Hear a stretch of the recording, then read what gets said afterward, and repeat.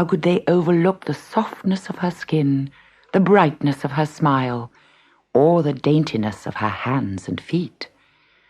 Their jealousy made them unkind, and they forced Ella to do all the housework. She scoured the pots and pans, scrubbed the floors, and swept out the fireplaces, and her stepsisters called her Cinderella. "Fetch the coal in, Cinderella. Polish my shoes, Cinderella. Lazy, wicked, stupid Cinderella." By the end of the day, Cinderella was too weary to do anything but curl up in the chimney corner and cry herself to sleep.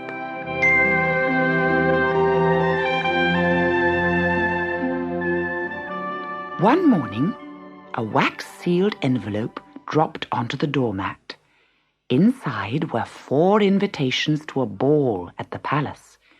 The prince was looking for a wife from among the town's most beautiful women. What excitement there was in the house! Bertha, Gertrude, and their mother immediately began choosing gowns and jewels. They talked of nothing else. "Powder my chestnut wig, Cinderella. Sew on these sequins, Cinderella. Iron this lace, Cinderella, and don't burn it, you stupid girl." Cinderella hardly noticed the extra work.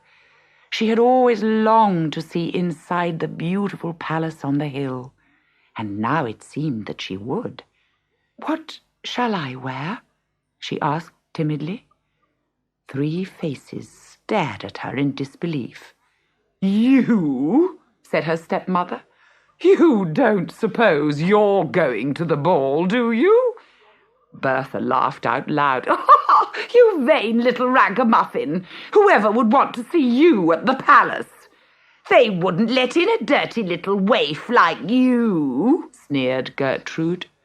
"But the invitation—" "The palace must have sent 4 by mistake," said her stepmother, and taking out the precious gilt-edged card, she tore it up and dropped the pieces at Cinderella's feet. "Sweep them up," she laughed. "Then comb my wig."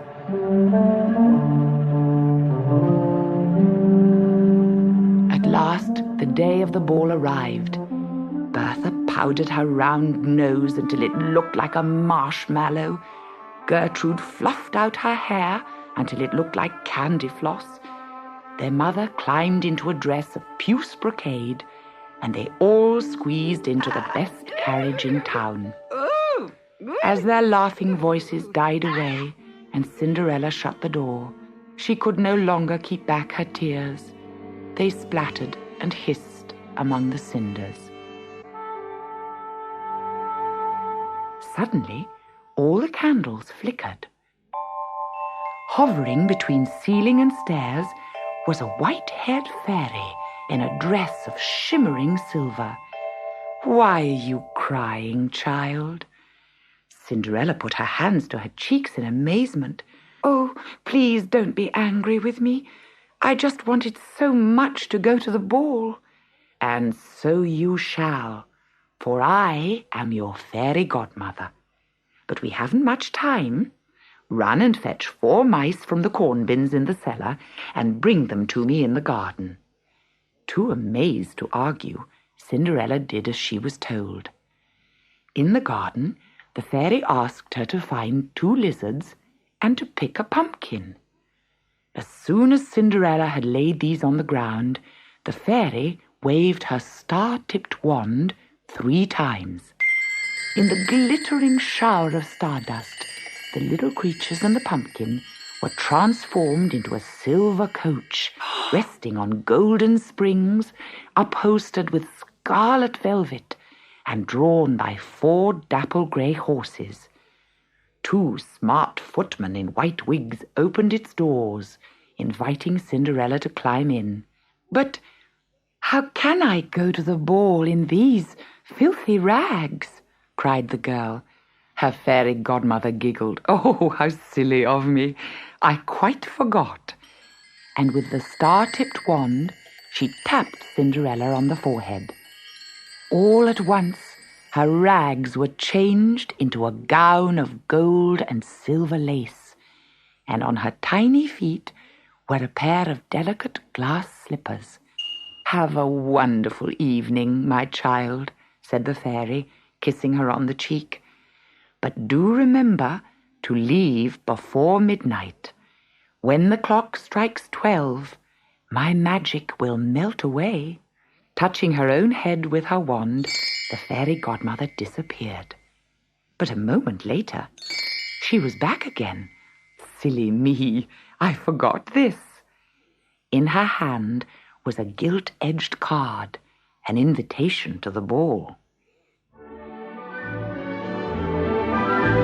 By the time Cinderella arrived at the ball, it was well underway.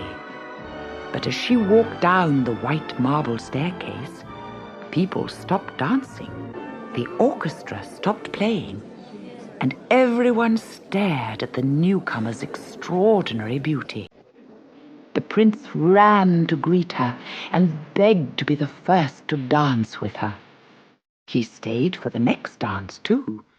In fact, for the rest of the evening, he danced with no one else.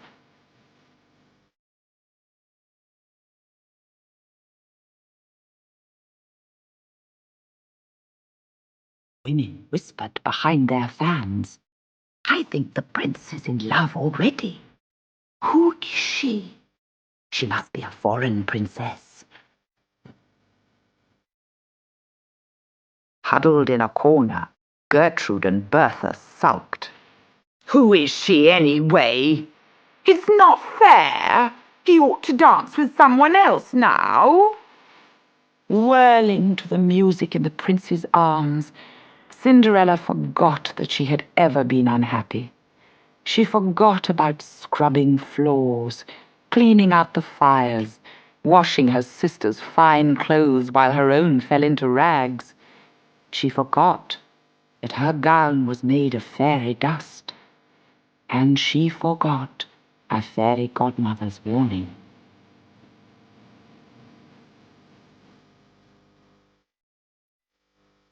Clock began to strike midnight. "I must go," she cried in alarm. "But it's still early," called the prince as she fled up the marble stairs. The clock chimed for the 3rd time. "I don't even know your name," he cried. As she ran out of the palace, the clock chimed for the 6th time. "But I love you," he pleaded. As she leapt into the silver coach, the clock chimed for the 9th time. Cinderella was swept away into the night. The clock struck 12 as the prince dropped his head despairingly and glimpsed a single glass slipper lying on the palace steps. Weary and barefoot, Cinderella stumbled into the kitchen and fell asleep beside the dying fire. Halfway home, her coach had turned back into a pumpkin, and mice and lizards had scuttled away into the gutter. Hours later, her stepsisters woke her with their noisy quarrelling as they arrived home. "It's all Cinderella's fault," whined Bertha. "If she'd ironed my dress properly, the prince would have loved me. If she'd tied my corset tighter," grizzled Gertrude, "he would have married me." "He still might," snarled their mother. "The princess has disappeared, hasn't she?" But the prince was set on marrying the owner of the glass slipper.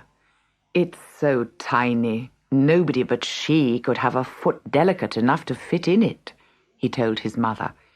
And the next day the queen issued a proclamation.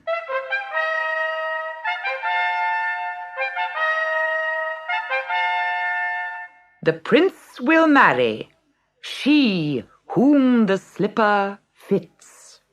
Imagine the uproar when the town's fashionable ladies heard the news. "He's mine at last," cried Bertha. "My feet are so dainty. They're as big as paving stones, shrieked Gertrude. I'm going to get that slipper on if it's the last thing I do. Their mother was silent. She was preening herself in front of the mirror, thinking how well a crown would suit her. There was a knock at the door. It was the prince's page, and he carried the glass slipper on a plush red cushion. Bertha pulled him in through the door. Let me try! Let me try! Me first! Wailed Gertrude. If you don't mind, boomed their mother, sweeping them aside. I shall try first. But although they pushed and squeezed and scrunched up their toes, none of them could force a foot into the glass slipper. Is there no one else in the house? Asked the royal servant. No one, said all three. The servant cast a puzzled look at Cinderella, who was standing by the fire. Oh, her? She's nobody, just the scullery maid. Every woman in the land must try on the slipper, said the page, and he knelt in front of Cinderella. Her tiny foot slipped perfectly into the glass shoe. Then the servant turned, doffed his cap, and bowed low. There, in the open doorway, stood the